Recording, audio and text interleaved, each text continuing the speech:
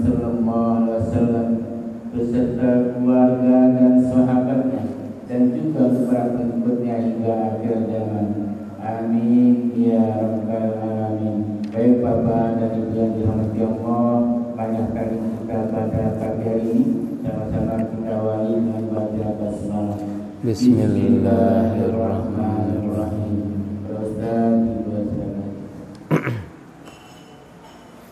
Bismillahirrahmanirrahim. Assalamualaikum warahmatullahi wabarakatuh. Alhamdulillahi rabbil alamin. Alhamdulillahil wahidil qahhar al-azizil jabbar mukawwirul laili 'alan nahar tazkiratan wa tafsiratan lidawil qulubi wal absar. Ashhadu an la ilaha illallah wahdahu la syarika lah wa ashhadu anna Muhammadan abduhu wa rasuluhu alladzi la nabiyya ba'dah. Allahumma salli wa sallim wa barik wa an'im ala habibina Muhammadin wa ala alihi wa ashabihi wa ansarihi wa junudihi wa man ahya sunnatahu wa nahaja nahjahu wa da'a bida'watihi ila yaumiddin, amma ba'd. Asbahna wa asbahal mulku lillah walhamdulillah la syarika lah, la ilaha illa huwa wa ilaihi an-nusyur. Asbahna ala fitratil islam wa kalimatil ikhlas wa ala dini nabiyyina Muhammadin sallallahu alaihi wasallam wa ala millati abina Ibrahim hanifa wa ma kana minal musyrikin. Radina billahi rabba wa bil islami dina wa bi Muhammadin sallallahu alaihi wasallam nabiyya wa rasula. Jamaah sekalian yang dirahmati Allah Subhanahu wa taala, alhamdulillah pada subuh hari ini sama-sama kita panjatkan puji dan syukur kehadirat Allah Subhanahu wa taala yang membangunkan kita kembali dari tidur, dan mudah-mudahan pada hari ini jamaah yang dirahmati Allah, kebaikan demi kebaikan kita dapatkan dari Allah Subhanahu wa taala insyaallah taala. Allah berikan kesehatan, Allah berikan kebaikan, Allah berikan kemudahan dalam segala urusan kita. Amin ya rabbal alamin.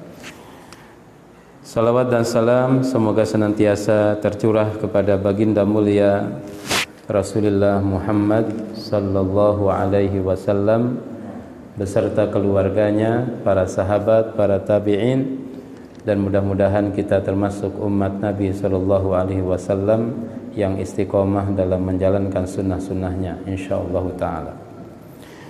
Ikhwatal iman yang dirahmati Allah Subhanahu wa ta'ala, juga kita mendoakan saudara-saudara kita yang di Lumajang ya, Masya Allah, yang mendapatkan musibah dengan letusan gunung Semeru yang boleh dibilang jamaah sekalian beda dengan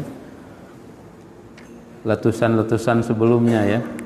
Kalau sebelumnya kan ada aba-aba gitu, ada peringatan pihak BMKG atau apa itu kalau bab gunung Pak.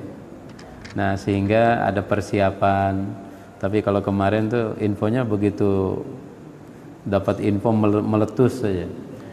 Ya. Mudah-mudahan tidak banyak korban ya. Tidak banyak korban. Sudah ada informasi beberapa pesantren katanya itu tertimbun debu api vulkanik ya. Mudah-mudahan insyaallah taala Allah lindungi kita semuanya, bangsa Indonesia, dari segala macam mara bahaya yang menimpa. Amin ya rabbal alamin. Jamaah yang dirahmati Allah Subhanahu wa taala, pada pagi hari ini bahasan kita peran muslimah dalam ekonomi keluarga. Ya. Kemarin Pak Imam, peran muslimah dalam keluarga ini ada tambahan ekonominya, ya. Karena ekonomi lagi sulit nih sekarang jamaah sekalian. Ikhwatal iman, bagaimana Islam melihat?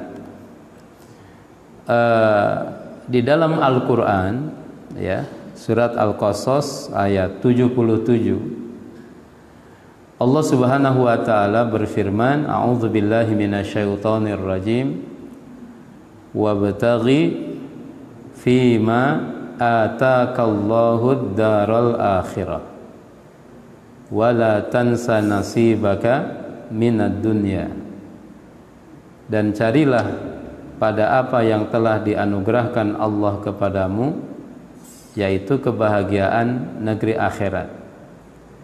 Wala tansa nasibaka minad dunya, dan janganlah kamu melupakan bagianmu dan dari kenikmatan dunia.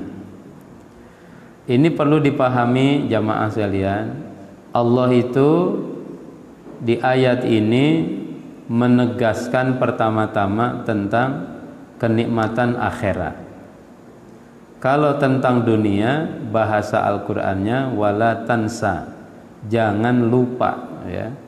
Jangan melupakan nasibaka, bagianmu, minad dunya, dari kenikmatan duniawi. Jangan dibalik, jangan salah orientasi, ya. Orientasi dunia lebih besar daripada orientasi akhirat. Muslim orientasi akhirat itu jauh lebih besar. Wal akhiratu khairun wa abqa, akhirat lebih baik dan lebih kekal. Jamaah yang dirahmati Allah Subhanahu wa taala, ada para fuqara Madinah, ya, datang kepada Nabi sallallahu alaihi wasallam. Fuqara, orang-orang fakir di Madinah. Wahai Rasulullah sallallahu alaihi wasallam, orang-orang kaya telah pergi dengan membawa pahala yang banyak. Dhahaba ahlud dusur bil ujur. Hadisnya itu begitu. Orang-orang kaya pahalanya banyak. Yusalluna kama nusalli wa yasumuna kama nasum wa yatasaddaquna bifuduli amwalihim. Orang kaya itu kalau mereka sholat sebagaimana kami sholat. Mereka berpuasa sebagaimana kami berpuasa. Kelebihan mereka bisa bersedekah dengan kelebihan harta yang dimiliki, tapi kami tidak bisa sedekah karena nggak punya uang. Mengadu kepada Nabi Shallallahu Alaihi Wasallam. Kemudian Nabi ngajarin kepada mereka, jamaah sekalian. Kata Rasul Shallallahu Alaihi Wasallam, kalau kamu ingin menyamai pahala orang kaya, baca tasbih setelah sholat 33, tahmid 33, takbir 33, kemudian tutup dengan la ilaha illallah wahdahu la syarikalah lahul mulku wa lahul hamdu wa huwa ala kulli syai'in qadir, tamamul mi'ah, jadi 100. Senang nih orang-orang fakir Madinah karena dikasih tahu oleh Rasulullah SAW pahala yang bisa menandingi pahalanya orang-orang kaya. Nah, kemudian beberapa waktu berikutnya mereka datang lagi kepada Nabi. Wahai Rasulullah, orang kaya tahu tuh rahasia itu, tasbih, tahmid, takbir. Jadi kita kalah lagi nih skornya, begitu ya.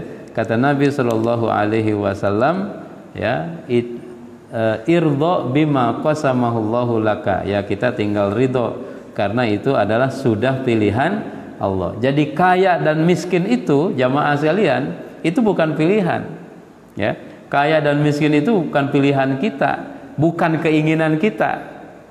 Nah, tapi di sini lebih kepada takdir Allah Subhanahu wa taala kepada hamba-hambanya, gitu ya, kepada hamba-hambanya.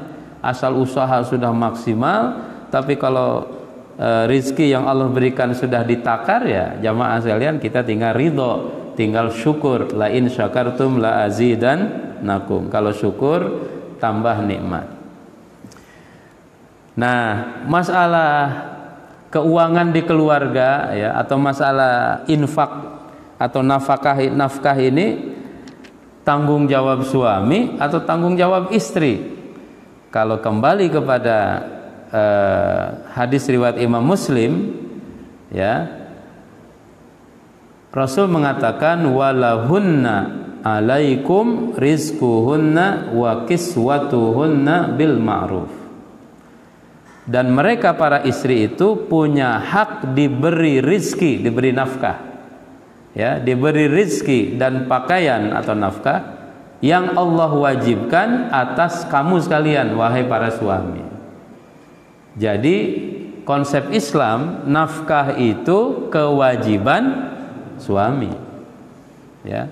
Kalau di akad nikah itu kan dijelasin sama Pak Penghulu, ada nafkah lahir, ada nafkah batin, gitu ya. Nafkah lahir itu ada dua minimal. Yang pertama mahar jamaah sekalian, itu udah nafkah.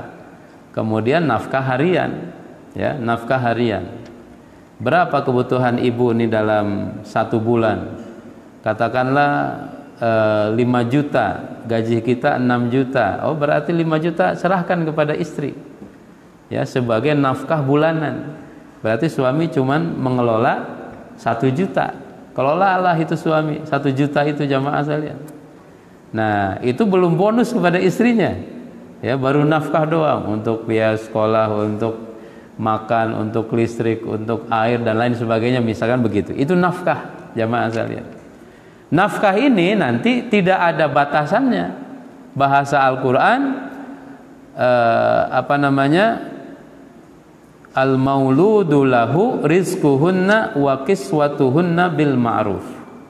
Wa 'alal mauludi lahu, bagi orang tua suami, dia wajib untuk memberikan nafkah, ya, yaitu rizquhunna wa kiswatuhunna. Disebutkan oleh Al-Qur'an itu kiswah, dan hadis juga menyebutkannya ada tambahan kiswah. Kiswah itu pakaian, ya, dia bagian dari hal yang wajib untuk diberikan kepada istri. Tapi bil ma'ruf, sesuai dengan al-ma'ruf. Ma'ruf itu jamaah sekalian tanda petik, ya, secukupnya gitu. Nah, secukupnya atau ma'ruf dengan kata dasarnya itu dengan baik, ya, bil ma'ruf dengan baik. Nah, kalau ingat bil ma'ruf, ingat Pak Kiai kita, ya, Pak Wafres Ma'ruf Amin. Nah, bil ma'ruf, dan beliau namanya disebut terus dalam Al-Quran, Masya Allah, banyak sekali. Bil ma'ruf. Nah, bil ma'ruf ini, ikhwatal iman, kembali kepada al-adah muhakkamah, kembali kepada adat yang ada di tiap daerah, di tiap tempat di mana istri itu tinggal. Nikah misalkan sama wanita Pondok Indah, tentu nafkahnya beda dengan nikah dengan wanita misalkan tinggalnya di Kebayoran Lama. Kalau di Jakarta, Pondok Indah rumahnya gede-gede, biasanya nafkah di situ itu berapa kisarannya? Nah, kisarannya misalkan 10 juta. Nah, suami itu mesti menyiapkan anggaran sebesar itu. Itu bil ma'ruf. Tapi kalau tempat yang lain mungkin cukup 3, cukup 2 gitu, ya. Nah, itu syariat mengajarkan demikian. Nanti bagaimana peran istri? Terus tugas istri apa? Kadang orang mempelesetkan begini, workshop, ya, suaminya work, kerja, istrinya shopping. Nah, workshop, ya. Nah, ini, atau dibalik mungkin hari ini jamaah sekalian, homework, ya, suami gendong anak, istrinya banting tulang. Padahal suami itu tulang punggung, istri itu tulang rusuk. Nah, tulang rusuk bengkok, jangan disuruh kerja kalau tulang rusuk. Tulang rusuk itu menerima rizki, menerima nafkah. Yang suruh kerja itu adalah tulang punggung. Konsep Islam begitu. Realitanya pada hari ini jamaah sekalian tidak seperti itu, ya. Bahkan Indonesia termasuk negara yang banyak sekali mengirim, ya, tenaga kerja ke luar negeri. Bahkan itu Masya Allah, hari ini namanya bukan PJTKI, tetapi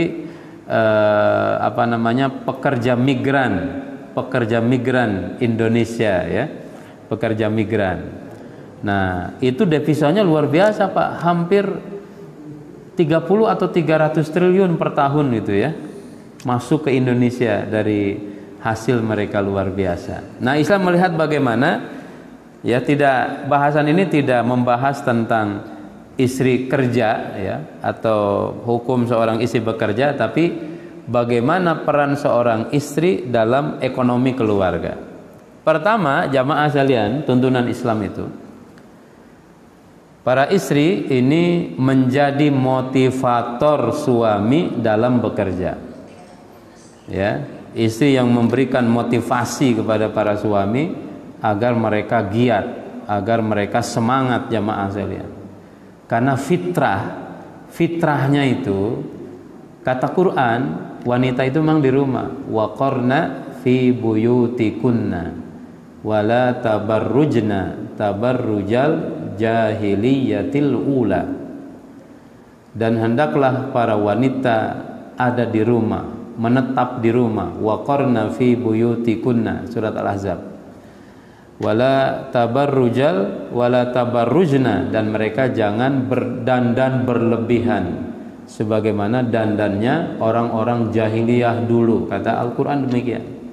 Gitu jamaah sekalian, kalau kembali kepada Al-Quran. Kemudian para ulama memberikan syarat, kalaupun seorang istri berkarir, ada syaratnya, ada syarat-syaratnya. Syarat yang paling pertama adalah izin suami, izin dari suami. Dan juga nanti suami ketika mengizinkan atau tidak, jamaah sekalian, suami itu pandangannya atau yang menjadi landasan dan pijakannya itu adalah iman. Oh, bang, izin mau bekerja, oh bagus gitu ya. Itu bukan melihat nominal yang akan didapat, enggak. Jangan itu ngelihatnya, jamaah sekalian, bukan nominalnya. Oh, kalau saya bekerja, kamu bekerja, kita dapat 2 gaji, kita bisa ini. Itu logika. Nah, bab itu, kalau bab rizki tadi kembali itu sudah takaran Allah Subhanahu wa taala. Maksudnya begini, kalau suami dengan penghasilannya itu cukup untuk kebutuhan bulanan, kebutuhan harian, nah, suami mesti mengatakan, untuk sementara abang masih bisa bekerja, abang masih bisa mencari rizki, dan selama ini kita cukup, kamu konsentrasi aja di rumah, jaga anak-anak di rumah. Nah, jamaah sekalian, itu baliknya tuh ke situ tuh, izin yang diberikan. Tapi kalau misalkan jamaah sekalian, di zaman Nabi Ayub itu kan, ketika dia sakit parah, sudah nggak bisa kemana-mana, bahkan istrinya itu yang mencari nafkah. Bagaimana caranya? Dia potong rambutnya, digunting rambutnya, kemudian dijual di pasar. Ya, dijual di pasar. Kemudian dia dapat uang, dibawa ke rumah, kemudian dibelikan makanan. Itulah yang dipakai untuk makan dengan Nabi Ayub alaihissalam ketika beliau masih sakit. Maksudnya dalam kondisi yang berat, baru istri mengambil peran. Boleh, silahkan. Itu pun bukan kewajiban dia. Karena itu istri dapat gaji, jamaah sekalian, itu punya dia. Itu punya dia. Ya, dapat uang, itu punya dia. Nggak ada kewajiban suami ngambil gajinya dia. Dapat berapapun. Oleh karena itu dalam fikih, istri kalau punya uang, kemudian uangnya seharga 85 gram emas, dalam 1 tahun uangnya itu ada, berarti dia sudah wajib zakat. Dia boleh zakat, dia boleh bayar zakat kepada suaminya.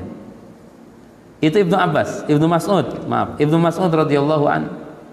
Istrinya uangnya banyak, bertanya kepada Ibnu Mas'ud, boleh nggak aku bayar zakat kepada engkau? Kata Ibnu Mas'ud, tanya deh kepada Rasulullah sallallahu alaihi wasallam, tanyain kepada Nabi. Kata Nabi, silahkan. Kenapa boleh?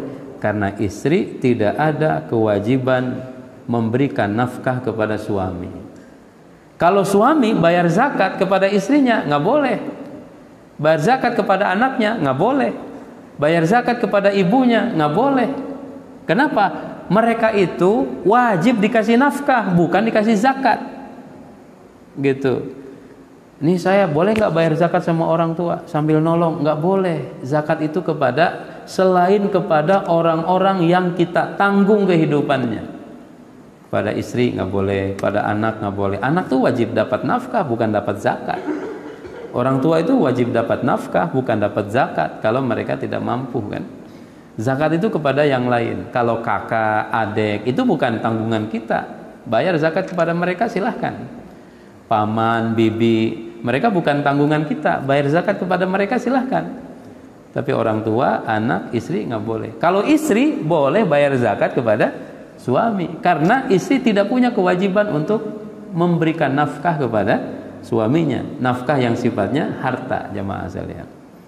Nah, kewajiban istri atau peran yang dilakukan oleh seorang istri di rumah jadi motivator suami dalam bekerja. Ayo semangat gitu ya.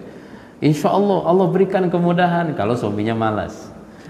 Hari ini jamaah sekalian, pekerjaan itu, lapangan pekerjaan itu luar biasa. Nggak usah kemana-mana, ya nggak usah kemana-mana, di rumah aja depan laptop itu bisa kita bisa jualan.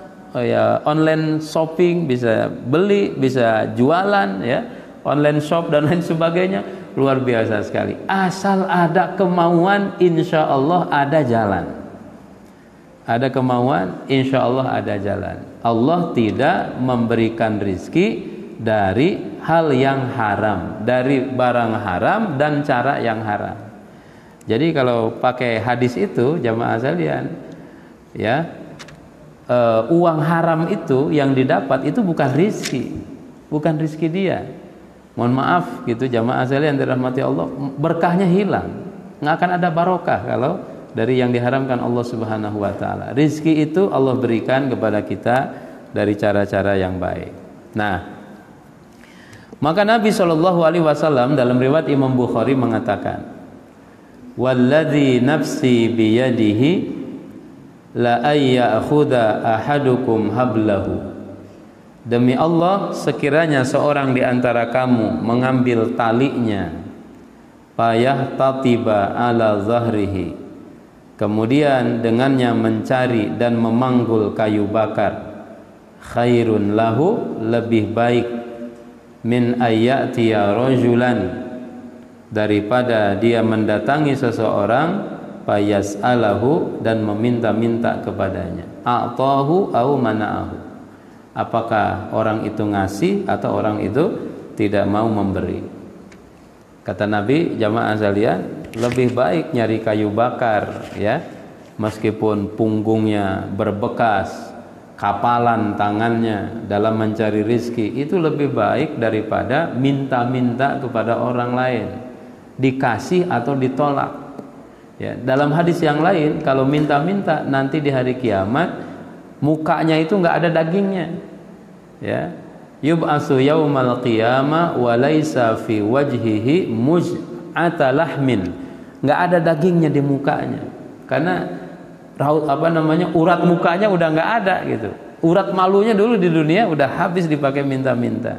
Jadi Islam tuh merangsang kepada umatnya untuk kreatif ya, aktif, kreatif, kemudian inovatif, bahkan lebih jauh mesti proaktif. Jangan pasif. Jangan pasif. Ayo cari. Jamaah sekalian dirahmati Allah, ada seorang sahabat di zaman Nabi datang kepada Rasulullah. Ya Rasulullah, a'tini, wahai Rasulullah, aku minta sesuatu, minta bagian gitu ya, minta uang atau apa. Kata Nabi SAW, kamu punya apa di rumah? Kata sahabat ini, saya punya sarung ya, kemudian tempat minum. Punya sarung sama punya tempat minum, kirbah. Kata Nabi, i'ti bihima, coba bawa kedua barang itu ke sini. Kemudian Nabi mengatakan kepada sahabat yang hadir, ya, kalian mau beli berapa nih tempat minum dia sama sarung yang dia punya? Ada yang nawar 1 dirham wahai Rasulullah, 1 dirham sekian ratus ribu gitu ya, atau sekian puluh ribu kalau dirupiahkan. Kata Nabi, ada lagi nggak tawaran yang lebih tinggi? Ada yang beli 3 dirham. Saya beli dengan 3 dirham wahai Nabi. 3 dirham atau 5 dirham dalam riwayat itu. Kemudian kata Rasulullah, nih ambil barangnya, pada yang jual mana uangnya?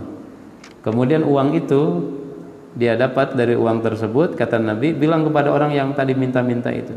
Dia bilang, ya, dirham at'im bihi ahlaka, 1 dirham kamu kasih makan tuh istri dan anakmu di rumah, beli makanan kasih buat mereka.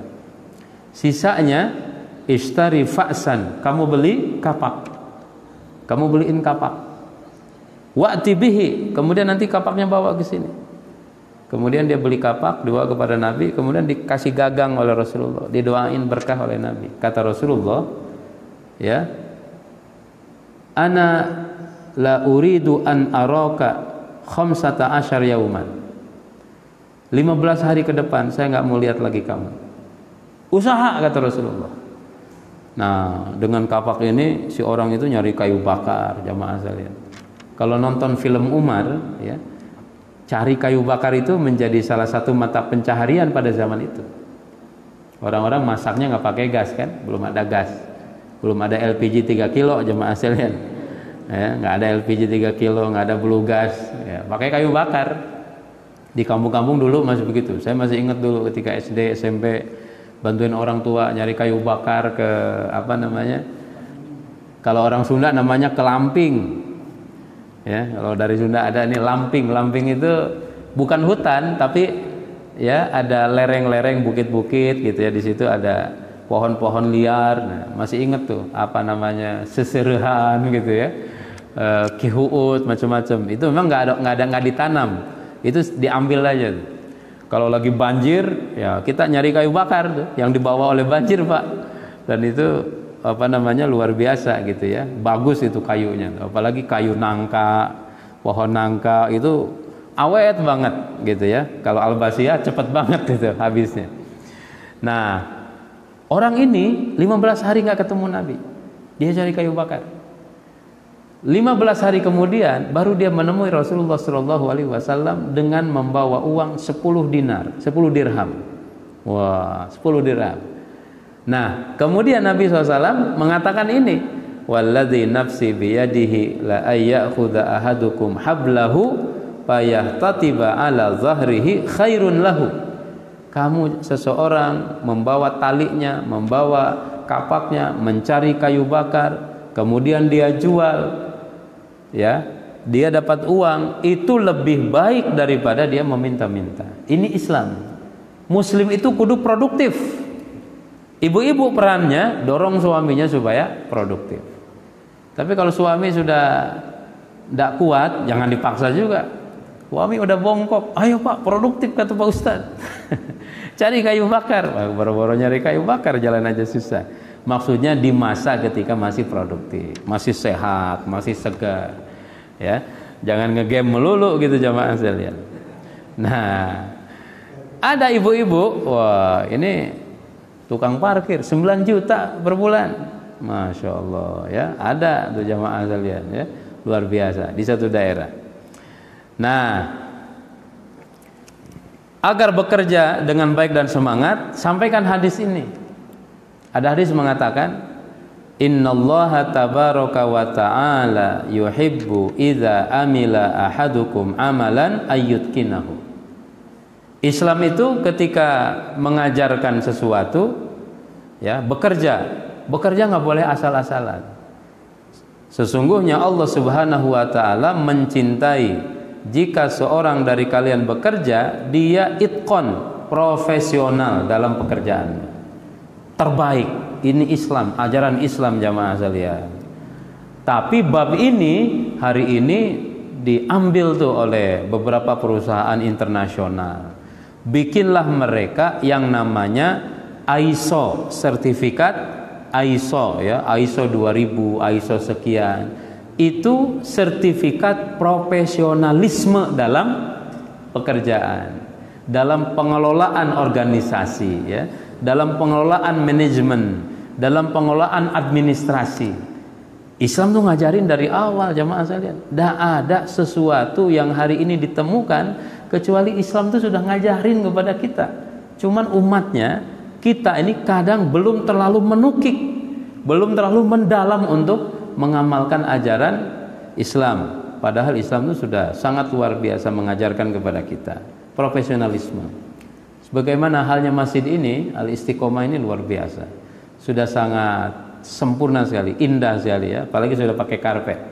Alhamdulillah. Biasanya kemarin terakhir kesini itu belum ada karpetnya, belum dipasang lagi maksudnya.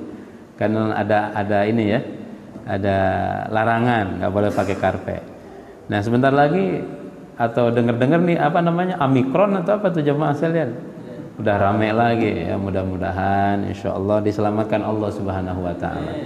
Allahumma dfa'annal bala wal waba wa corona bi kulli anwa'iha. Semoga kita diselamatkan dari corona dengan berbagai jenis namanya. Banyak sekali rupanya corona itu. Udah beta, udah delta, sekarang omikron. Besok apa lagi itu? Insyaallah tidak ada yang lebih kuat, lebih hebat daripada Allah Subhanahu wa taala. Nggak ada yang kejadian kalau Allah Subhanahu wa taala tidak menakdirkan. Ya, ini kita lihat zaman sekarang ini itkon, ini profesional, ya. Rapi, bersih, kemudian indah, ini profesionalisme. Dan ini yang diajarkan oleh Allah Subhanahu wa taala dan Rasulnya. Juga jamaah sekalian, bekerja dalam Islam menggugurkan dosa. Masya Allah. Man amsa kalan min amali yadihi amsa maghfuran lahu. Barang siapa yang sore hari duduk kelelahan, kalan, kelelahan, lantaran pekerjaan yang telah dilakukannya, min amali yadihi amsa, maka di sore hari itu dia mendapatkan dirinya maghfuran lahu, dosa-dosanya diampuni Allah Subhanahu wa taala. Subhanallah jamaah sekalian. Ya. Meskipun pekerjaannya tidak membutuhkan tenaga, tapi yang namanya bekerja itu capek. Depan hari, depan laptop, depan komputer, capek juga jamaah sekalian. Capek juga. Bahkan mungkin lebih capek juga kalau yang bekerjanya otak, bukan otot. Kalau petani di sawah nyangkul, Masya Allah, jam 10 itu sudah ada yang nganterin makanan tuh. Nganterin makan, duduk di pematang sawah, makan, ngerokok gitu ya. Para petani begitu tuh. Lanjut lagi, duhur tuh kelar udah. Pulang ke rumah, nggak ada orang yang nyangkul sampai sore. Ya, aduh, jam kerjanya belum selesai nih. Sampai jam 5 nggak ada. Dulu, tapi nggak tahu sekarang tuh. Dulu duhur pulang ke rumah. Pulang, sholat, bersih-bersih. Capek fisik, ngantuk tuh. Habis ngopi, habis apa, tidur dia. Masya Allah. Nah, sorenya diampuni dosa-dosanya oleh Allah Subhanahu wa taala. Amsa maghfuran lahu. Sorenya diampuni dosanya oleh Allah Subhanahu wa taala. Nah, ini lewat aja. Yang kedua, jamaah sekalian, menjadi peran istri apa? Tadi yang pertama motivator, yang kedua menjadi auditor penghasilan suami. Kudu jadi auditor penghasilan suami. Biasanya suami ngasih paling banter 5 juta. Ini ngasih sampai 20 juta. Jangan senang dulu ibu-ibu. Dari mana nih bang 20? Biasanya cuma 5. 20 dari mana nih? Nah gitu. Auditor jamaah sekalian. Gitu ya. Ikhwatal iman dirahmati Allah. Ada satu keluarga dari Mesir dulu, zaman dulu banget. Mereka menunaikan ibadah haji. Zaman dulu kan nggak ada paspor-pasporan tuh. Zaman dulu banget gitu ya. Nggak ada paspor-pasporan. Bawa keluarga dari Mesir jalan darat ke Mekah. Bisa tuh jamaah sekalian ya. Tidak mesti nyebrang Laut Merah. Ada titik di mana itu bisa dilalui. Kemudian mereka sudah lama, sudah selesai hajinya, masih tinggal di Mekah, kehabisan bekal. Kemudian istrinya bilang tuh kepada suaminya, cobalah kamu katanya, cari usaha, insya Allah Allah bukakan jalan. Kemudian orang ini sebelum dia berusaha nyari pekerjaan, dia tawaf dulu di Ka'bah, dia tawaf. Nah, ketika dia tawaf, kakinya itu tersandung sesuatu. Ternyata dia menemukan, dulu kan uangnya uang logam ya, dinar, dirham, dimasukkan ke dalam kantong kain, kesandung. Dia ambil, oh ternyata itu uang. Dibuka, banyak sekali uangnya. Dibawalah pulang ke rumahnya. Kemudian dikasih kepada istrinya. Nih, alhamdulillah Allah memberikan rizki. Kata istrinya, jamaah sekalian, sebelum dia nggak senang duluan, tapi dia nanya kepada suaminya, dari mana ini bang? Dari mana ini? Nah, baru suaminya nyampein, kamu rewel amat, katanya suruh cari duit. Ini duit udah ada masih nanya juga. Nah, kata suaminya, tadi saya sebelum pergi ke pasar mau jadi kuli panggul atau apa, saya tawaf dulu. Ketemulah duit ini. Apa kata istrinya? Bawa kembali uang ini ke Ka'bah, kemudian kamu tunggu di sana. Mungkin ya ada orang yang jatuh, ini uang orang lain jatuh, mungkin dia lagi nyari sekarang. Subhanallah jemaah sekalian. Dibawa lagi tuh uang tuh. Nah, ini istri sebagai auditor tuh. Dia tidak nerima, tidak asal nerima dari uang dari suaminya. Tapi dia audit dulu. Dibawa kembali ke Ka'bah. Benar jemaah sekalian, ada orang yang teriak-teriak nyariin. Ada yang menemukan uang saya, ada yang menemukan uang saya. Nah, dia deketin sama orang itu, jamaah sekalian. Saya menemukan. Anda cari uang Anda jatuh? Iya, dia bilang. Saya menemukan uang itu. Berapa yang jatuh? Dia bilang 1000 dinar. 1000 dinar yang jatuh itu. Oh betul, ini saya kembalikan. Tadi saya menemukan ketika tawaf uang 1000 dinar. Orang yang nyari ini malah bilang, ambil saja itu rizkimu. Tadi nyari, ketika ketemu malah dikasih. Kok begitu katanya? Iya, saya ini disuruh oleh tuan saya, majikan saya, untuk memberikan uang zakat dia kepada orang jujur. Saya nyari orang jujur, gimana caranya? Dia bilang, ya udah saya jatuhin aja tuh uang, sengaja dijatuhkan. Nanti akan saya tanya lagi, kalau dia ngaku jujur dia, oh dia yang berhak. Gitu tuh. Jamaah sekalian ya, mau nggak kita nyari uang kayak begitu sekarang nih? Ada uang 5 gepok kemarin tuh di bandara ya, masya Allah, nemu cek berapa ratus juta tuh, jujur dia. Tapi sayangnya cek itu nggak dikasih sama ya, ratusan juta nemuin cek, dikembali miliaran dikembaliin jamaah sekalian, subhanallah, orang jujur itu. Jadi ada seseorang punya dana zakat, dia ingin supaya uang zakatnya diterima oleh orang jujur. Nyuruh orang, gimana caranya? Dia bilang, saya nggak tahu dia jujur apa enggak, udah uangnya dijatuhin aja, nanti saya cari lagi.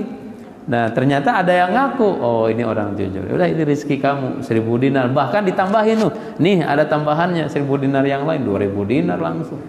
Jujur jamaah saya lihat ya. Mau nanti kalau kita lagi umroh ya, ketemu uang jangan dibelanjain dulu, masya Allah. Dan memang nggak boleh kan kalau di Mekah itu, apalagi kita lagi umroh, barang temuan nggak boleh diambil, kecuali diambil untuk dicarikan siapa yang punya. Pohon-pohonan nggak boleh dipetik, nggak boleh dipatahin ranting-rantingnya, ya kan? Kemudian binatang buruannya nggak boleh diburu kalau dalam posisi ihram. Istri sebagai auditor.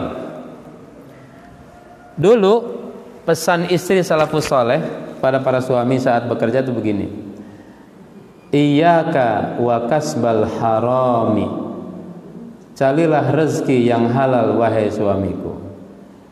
Ya, jangan sampai engkau berusaha yang haram, usaha haram, harta haram. Ya. Fa inna nasbiru 'alal ju' wa la nasbiru 'alan nar. Karena kami masih sanggup sabar menahan lapar, tapi kami tidak pernah sanggup menahan api neraka. Ini dalam kitab Mukhtasar Minhajul Qasidin tulisan Ibnu Rajab ya, Ibnu Qudamah Al-Maqdisi. Kalau lapar kami masih bisa nahan katanya, tapi kalau nanti gara-gara uang haram kami masuk neraka, kami tidak bisa nahan lagi, nggak ada bisa yang nolong jamaah sekalian.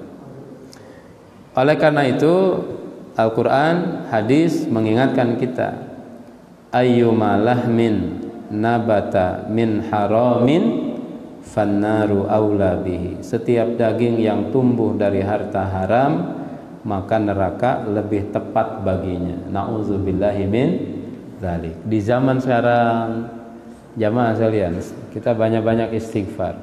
orang itu justru menjadikan mata pencaharian perbuatan-perbuatan yang diharamkan oleh agama.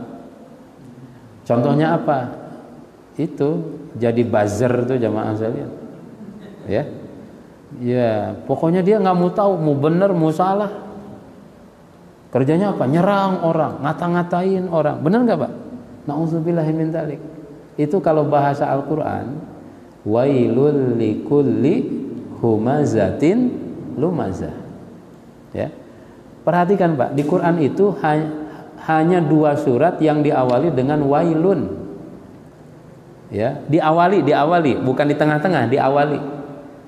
Yang pertama, wailul lil mutaffifin, celakalah orang yang mengurangi timbangan, yang curang.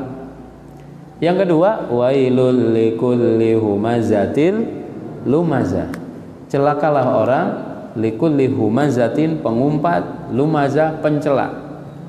Pengumpat pencela itu hari ini namanya buzzer, jemaah sekalian. Itu udah di warning oleh Quran, celaka dia. Nyari uang dengan memutarbalikkan fakta, yang benar jadi salah, yang salah jadi nauzubillah. Bahkan Nabi dikata-katain, syariat Islam dikata-katain. Banyak sekarang penistaan agama lewat begituan tuh, lewat akun media sosial. Terakhir di mana, di Medan atau di apa? Mohon maaf ya, alat kelaminnya ditempelin ke Al-Quran, kemudian divideoin, kemudian dia upload ke Twitter. Nauzubillahi min dzalik ya. Dan banyak yang begitu kan hari ini. Nah, haram. Mereka nyari uang dengan barang yang haram demikian. Apa pertanggungjawabannya nanti di hadapan Allah Subhanahu wa taala? Nauzubillahi min dzalik. Korupsi dan lain sebagainya sudah jelas gitu. Nah, ayyuma lahmin nabata min haram fannaru aula bihi. Nah, oleh karena itu ibu-ibu jangan bilang begini sama suami ya. Ada uang abang disayang, nah ada uang abang tendang ya, enggak. Karena saya menemukan fakta 2016 Mahkamah Agung itu jamaah sekalian mengeluarkan putusan 3.000 kasus perceraian ya, mengabulkan. Pada tahun itu ada sekitar 220.000 kasus perceraian selama 2016 di beberapa kota. Jawa Barat, Jawa Timur, Jawa Tengah, Yogyakarta yang jadi titik surveinya itu. Yang menariknya begini, ternyata jamaah sekalian, cerai itu kan ada 2, ada talak cerai, ada juga namanya khulu, ya, permintaan cerai dari istri kepada suami. Itu yang lebih banyak permintaan cerai dari istri ke suami, minta diceraikan. Kemarin tuh di satu kota di Makassar di Sulawesi Selatan, gara-gara suaminya pada di PHK katanya, tingkat istri yang minta cerai kepada suaminya itu banyak sekali. Masya Allah. Entah berkorelasi nggak data itu dengan buruknya pendapatan suami gitu. Maksudnya begini, jamaah sekalian dirahmati Allah Subhanahu wa taala. Itu fenomena yang luar biasa. Fenomena yang hari ini kita saksikan ya.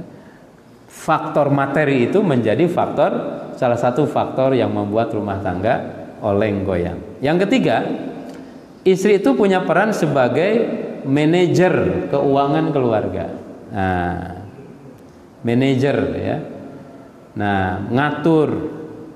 Oleh karena itu sangat dianjurkan jamaah sekalian, para ibu, para istri itu bersifat qanaah.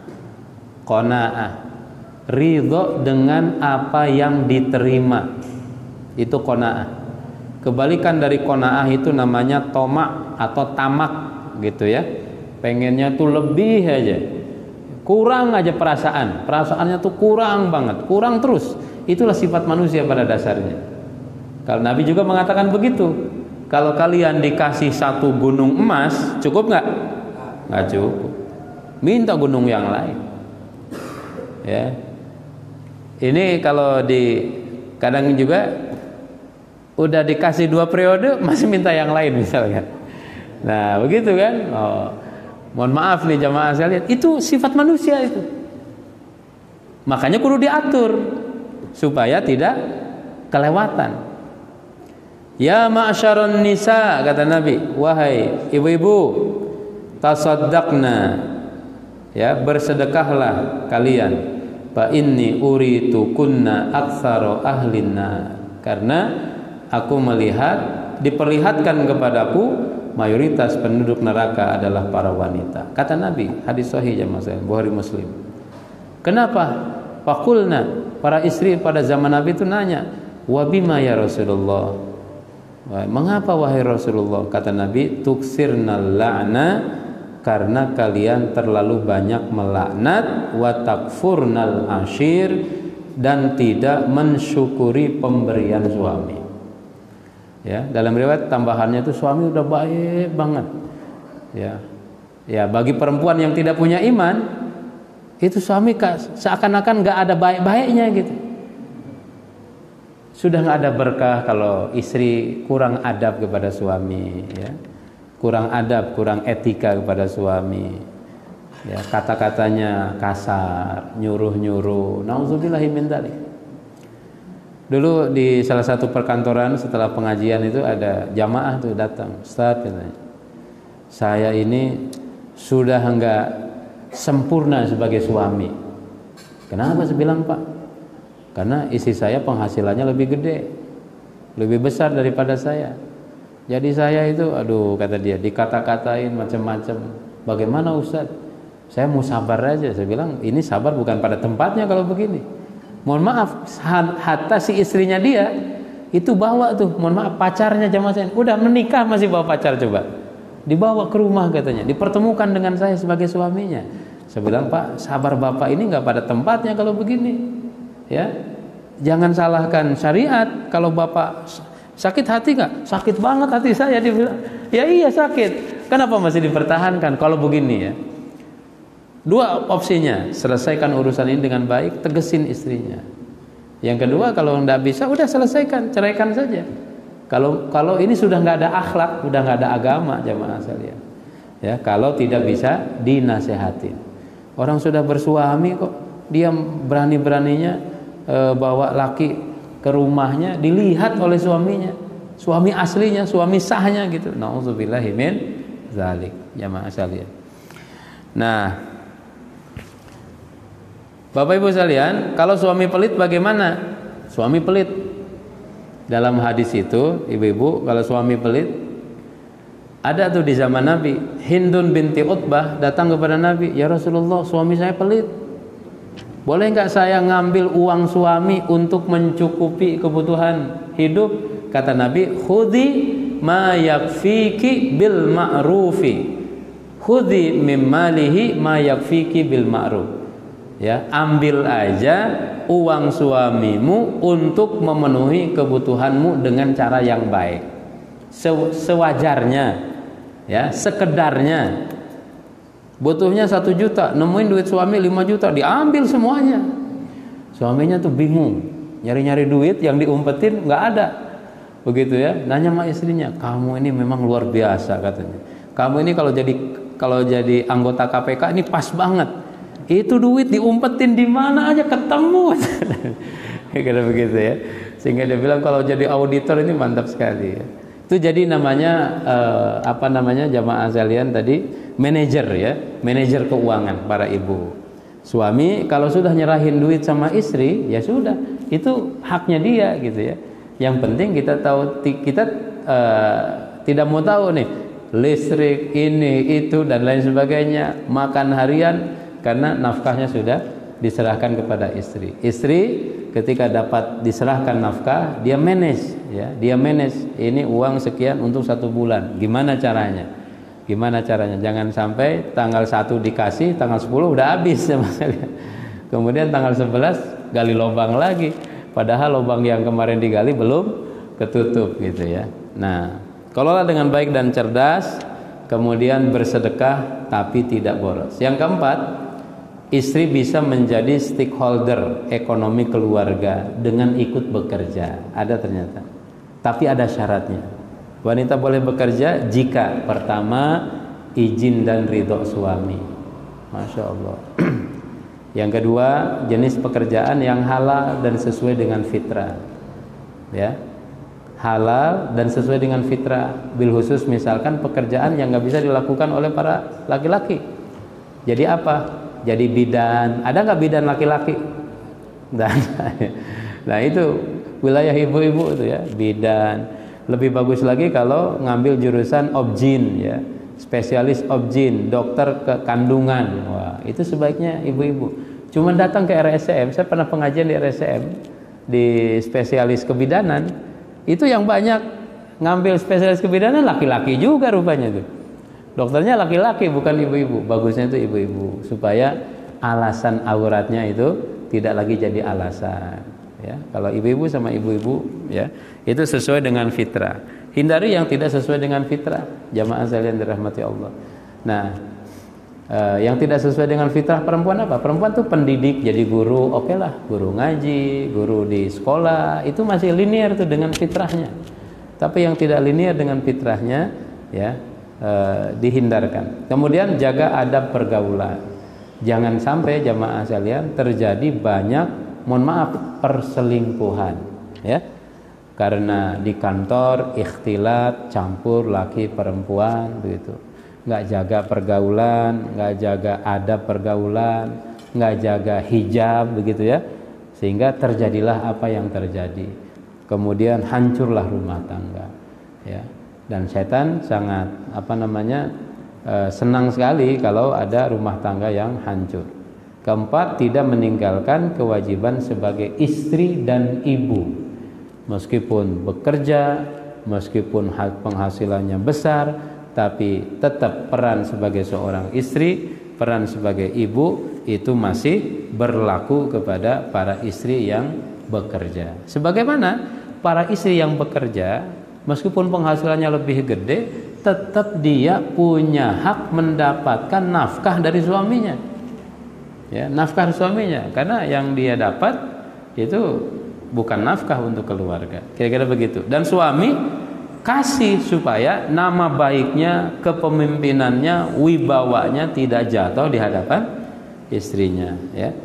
Jamaah sekalian dirahmati Allah Subhanahu wa taala, barangkali ini aja ya. Ini ada sedikit tambahan, bagaimana dengan ibu rumah tangga? Ini profesi yang luar biasa. Ada satu penelitian, lihat. Penelitian di Amerika dan Kanada tentang profesi ibu rumah tangga. Katanya menghasilkan bahwa gaji yang layak bagi pekerja ibu rumah tangga itu kisarannya 1,2 miliar per bulan. Wah, lebih mahal nih jemaah sekalian.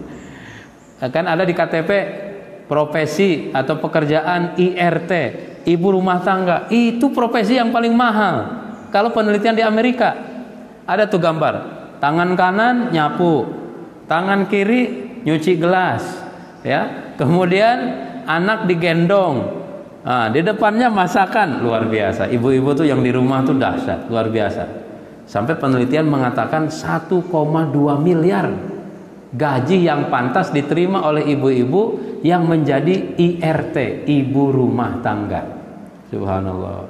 Ya lebih capek di rumah, masya Allah. Jamaah sekalian, nah mudah-mudahan Allah berikan keberkahan kepada kita sekalian. Barakallahu wa lakum. Ini yang bisa saya sampaikan. Ya, saya kembalikan kepada Bapak Moderator. Assalamualaikum warahmatullahi wabarakatuh. Waalaikumsalam warahmatullahi wabarakatuh.